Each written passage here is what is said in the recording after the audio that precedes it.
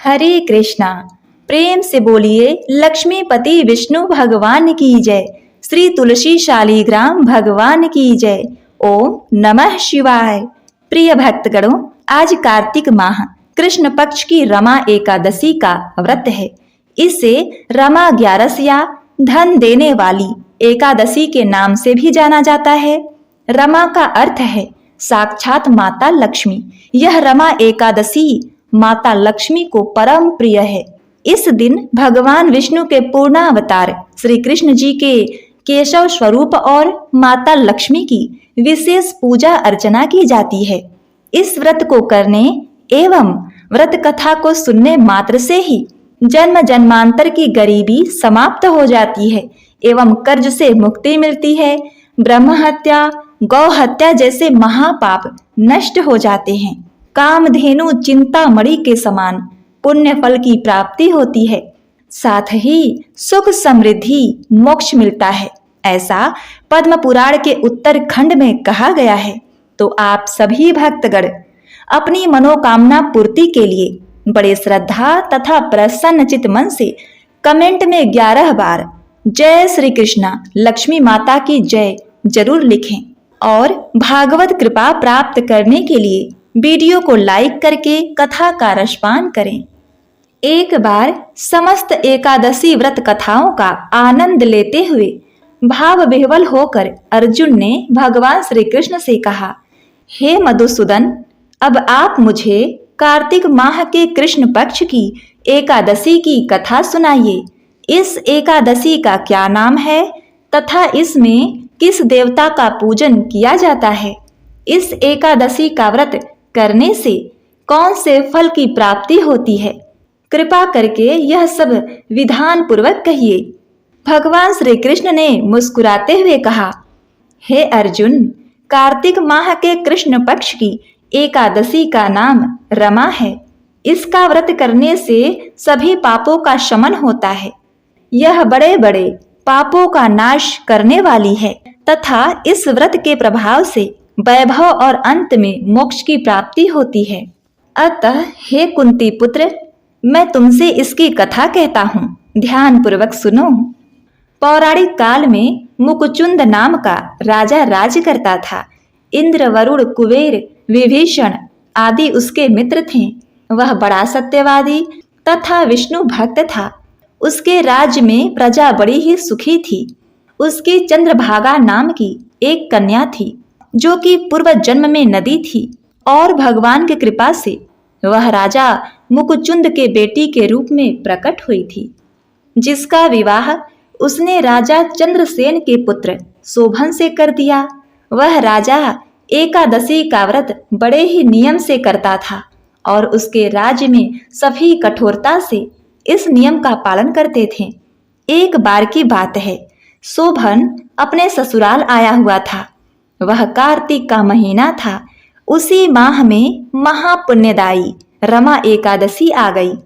इस दिन सभी व्रत रखे हुए थे।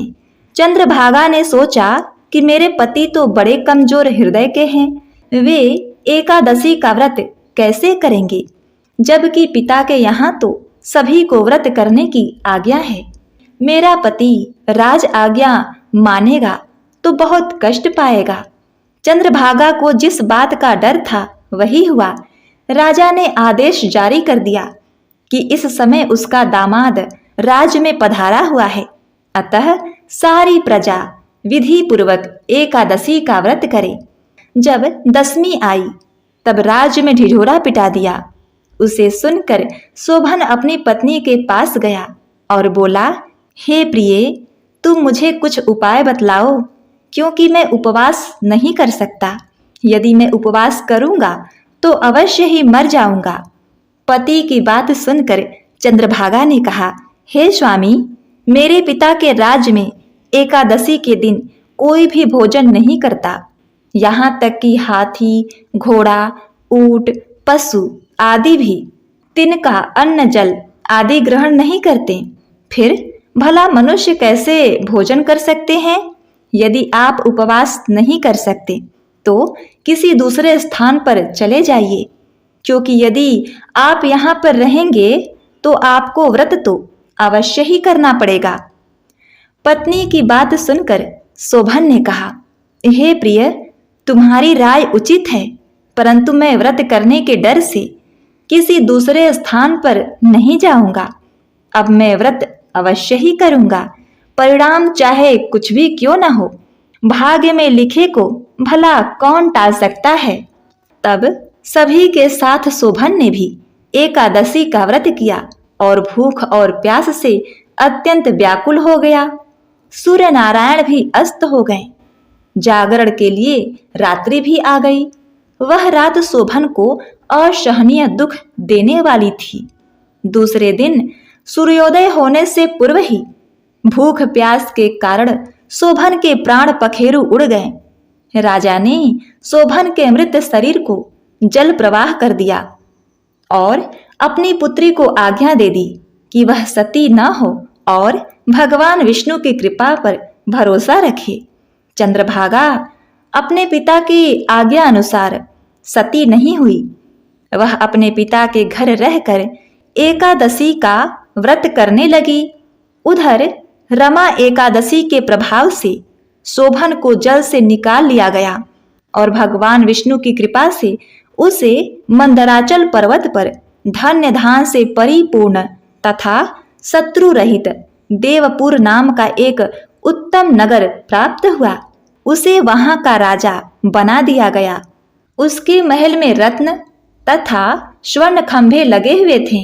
राजा शोभन स्वर्ण तथा मणियों के सिंहासन पर सुंदर वस्त्र तथा आभूषण धारण किए बैठा था। गंधर्व तथा अप्सराएं नृत्य कर उनकी स्तुति कर रहे थे। उस समय राजा शोभन मानो दूसरा इंद्र प्रतीत हो रहा था। उन्हीं दिनों मुकुचुंद नगर में रहने वाला सोम शर्मा नाम का एक ब्राह्मण तीर्थ यात्रा के लिए निकला हुआ था। घूमते घूमते वह शोभन के राज्य में जा पहुंचा। उसको देखा। वह ब्राह्मण को राजा का जमाई जानकर उसके निकट गया। राजा शोभन ब्राह्मण को देखकर आसन से उठ खड़ा हुआ और अपने श्वशुर तथा स्त्री चंद्रभागा की कुशल क्षेम पूछने लगा। शोभन की बात सुन सोम शर्मा ने कहा, हे राजन, हमारे राजा कुशल से हैं तथा उनकी पुत्री चंद्रभागा भी कुशल है। अब आप अपना वृत्तांत बतलाइए।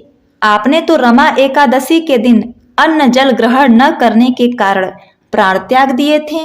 मुझे बड़ा ही विस्मय हो रहा है कि ऐसा विचित्र और सुंदर नगर, जिसको न तो मैंने कभी सुना और न कभी देखा है, उसको आपको किस प्रकार प्राप्त हुआ है। इस पर शोभन ने कहा, हे ब्राह्मण देव, यह सब कार्तिक माह के कृष्ण पक्ष की रमा एकादशी के व्रत का फल है। इसी से मुझे यह अनुपम नगर प्राप्त हुआ है, किंतु यह अस्थिर है। शोभन की बात सुनकर ब्राह्मण बोला, हे राजन, यह अस्थिर क्यों है और स्थिर किस प्रकार हो सकता है, सो आप मुझे बतलाइए।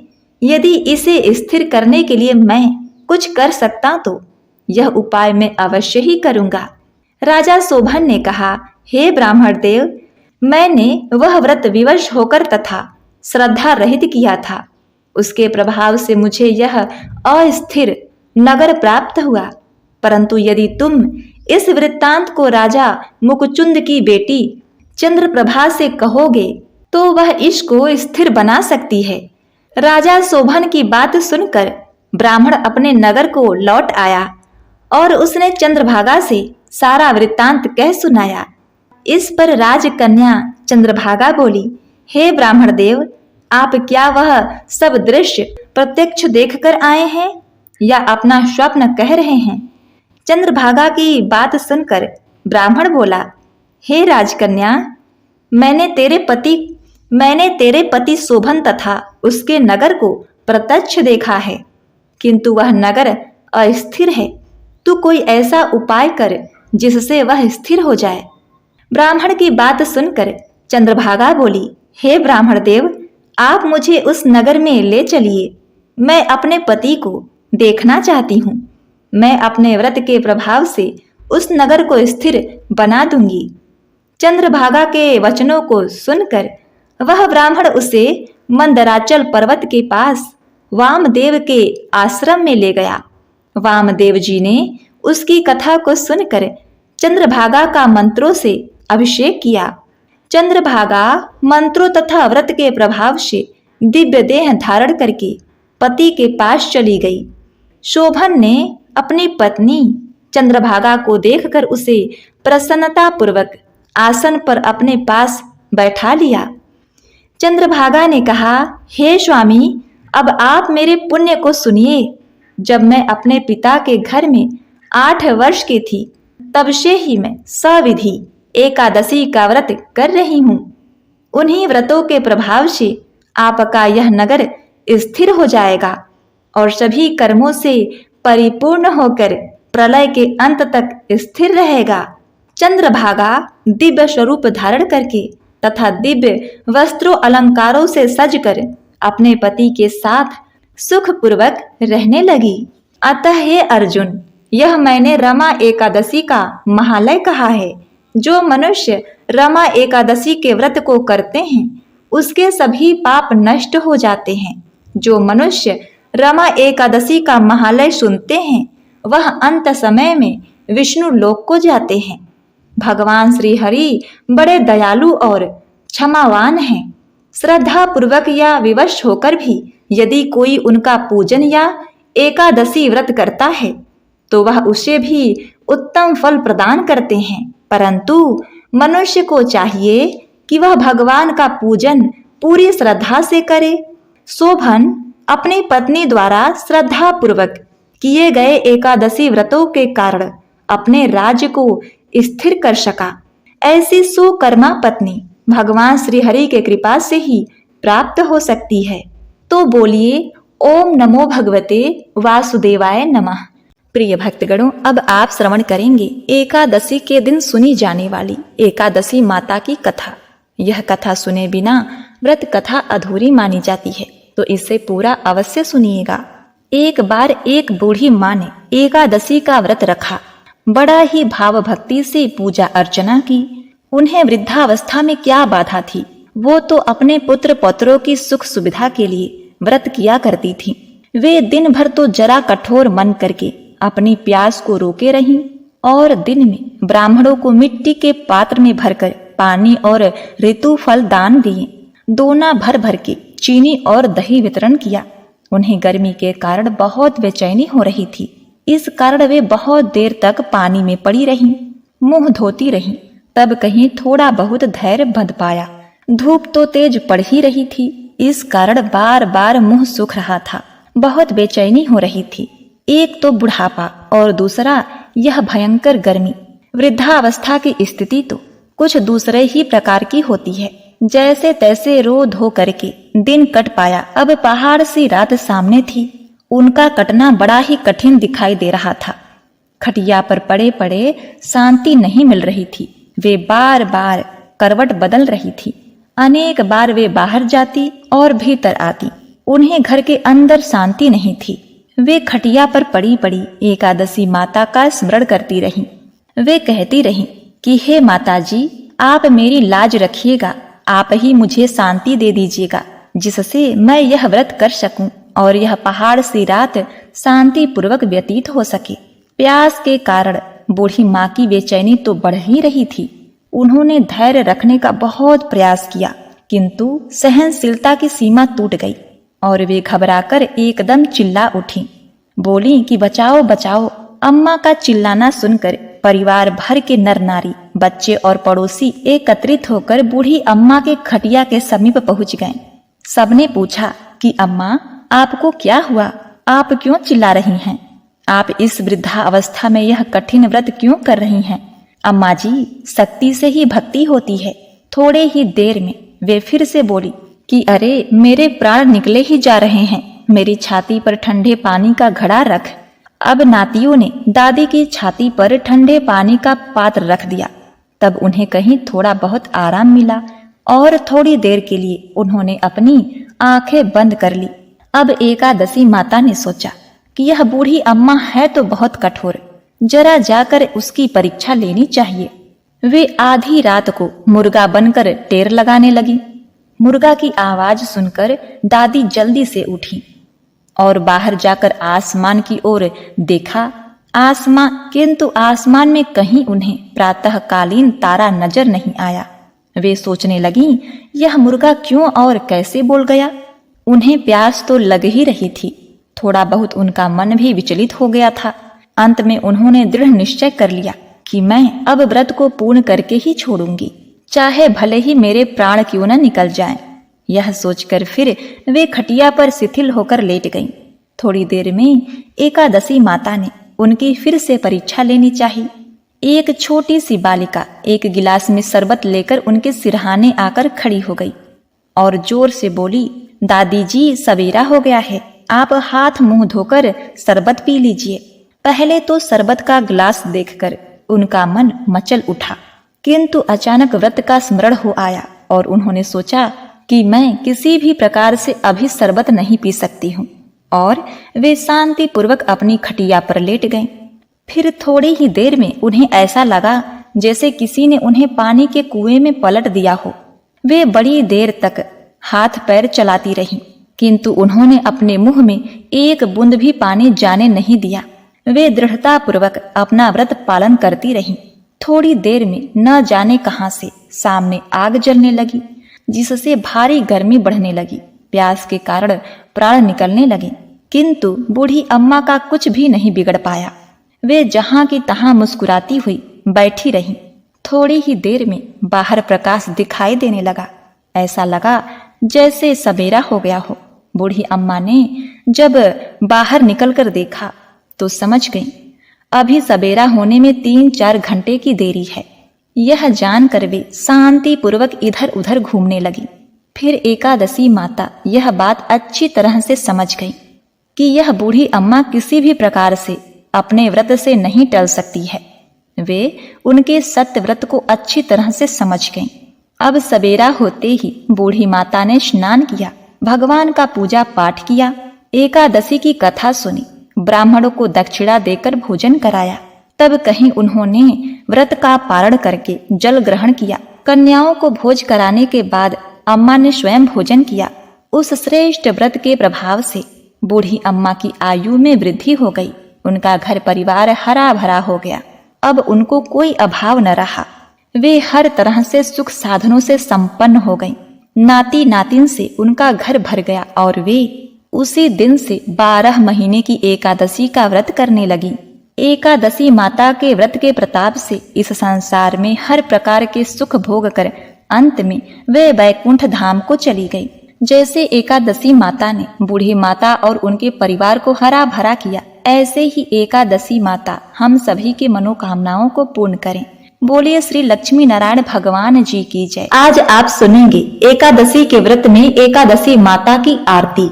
ओम जय एकादशी, जय एकादशी, जय एकादशी माता। विष्णु पूजा व्रत को धारण कर शक्ति मुक्ति पाता। ओम जय एकादशी, जय एकादशी, जय एकादशी माता। विष्णु पूजा व्रत को धारण कर शक्ति मुक्ति पाता। तेरे नाम गिनाओ देवी, भक्ति प्रदान करनी। गुण गौरव की देवी माता, शास्त्रों में वर्णी। ओम जय एकादशी, जय एकादशी, जय एकादशी माता। विष्णु पूजा व्रत को धारण कर शक्ति मुक्ति पाता। मार्गशीर्ष के कृष्ण पक्ष में उत्पन्ना होती, शुक्ल पक्ष में मोक्षदायिनी पापों को धोती। ओम जय एकादशी, जय एकादशी, जय एकादशी माता। विष्णु पूजा व्रत को धारण कर शक्ति मुक्ति पाता।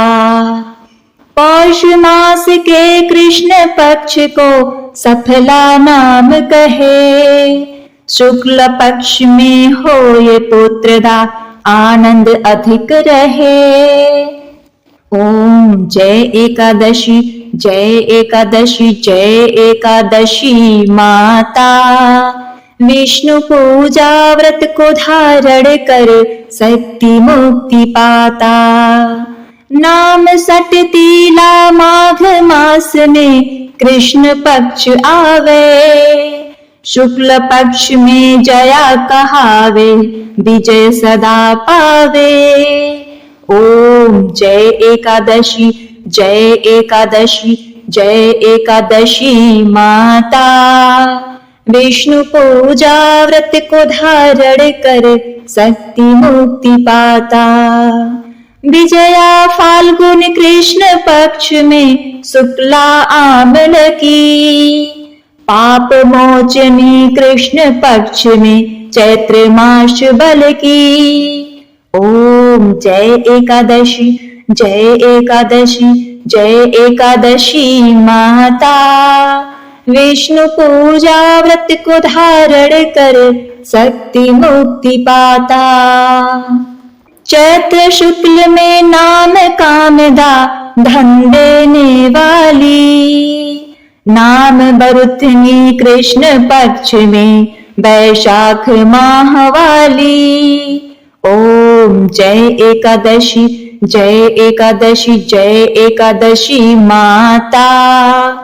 विष्णु पूजा व्रत को धारण कर शक्ति मुक्ति पाता। शुक्ल पक्ष में होय मोहिनी अपराज्येष्ठ कृष्ण पक्षी। नाम निर्जला सब सुख करनी शुक्ल पक्ष रखी। ओम जय एकादशी, जय एकादशी, जय एकादशी माता।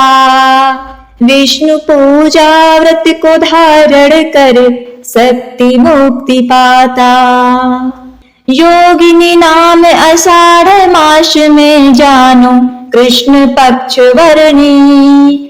देवशयनी नाम कहायो शुक्ल पक्ष धरणी। ओम जय एकादशी, जय एकादशी, जय एकादशी माता। विष्णु पूजा व्रत को धारण कर शक्ति मुक्ति पाता। कामिका श्रावण मास में आवे कृष्ण पक्ष कहिए। श्रावण शुक्ल होय पुत्रदा आनंद से रहिए। ओम जय एकादशी, जय एकादशी, जय एकादशी माता। विष्णु पूजा व्रत को धारण कर शक्ति मुक्ति पाता। अजा भाद्रपद कृष्ण पक्ष की परिवर्तिनी शुक्ला। इंदिरा अश्विन कृष्ण पक्ष में व्रत से भवसागर निकला। ओम जय एकादशी, जय एकादशी, जय एकादशी माता। विष्णु पूजा व्रत को धारण कर शक्ति मुक्ति पाता। पापांकुशा है शुक्ल पक्ष में पाप हरण हारी। रमा मास कार्तिक में आवे सुखदायक भारी। ओम जय एकादशी, जय एकादशी, जय एकादशी माता। विष्णु पूजा व्रत को धारण कर शक्ति मुक्ति पाता। देवोत्थायिनी शुक्ल पक्ष की दुख नाशक मैया। लौद मास की करो विनती पार करो नैया। ओम जय एकादशी, जय एकादशी, जय एकादशी माता। विष्णु पूजा व्रत को धारण कर शक्ति मुक्ति पाता। शुक्ल लौद में होय पद्मिनी दुख दारिद्र हरणी। परमा कृष्ण पक्ष में होती जन मंगल करणी। ओम जय एकादशी, जय एकादशी, जय एकादशी माता। विष्णु पूजा व्रत को धारण कर शक्ति मुक्ति पाता। जो कोई आरती एकादशी की भक्ति सहित गावे, जन रघुनाथ स्वर्ग का वासा निश्चित वह पावे। ओम जय एकादशी, जय एकादशी, जय एकादशी माता। विष्णु पूजा व्रत को धारण कर शक्ति मुक्ति पाता। ओम जय एकादशी, जय एकादशी, जय एकादशी माता। विष्णु पूजा व्रत को धारण कर शक्ति मुक्ति पाता। ओम नमो भगवते वासुदेवाय नमः। ओम नमः शिवाय।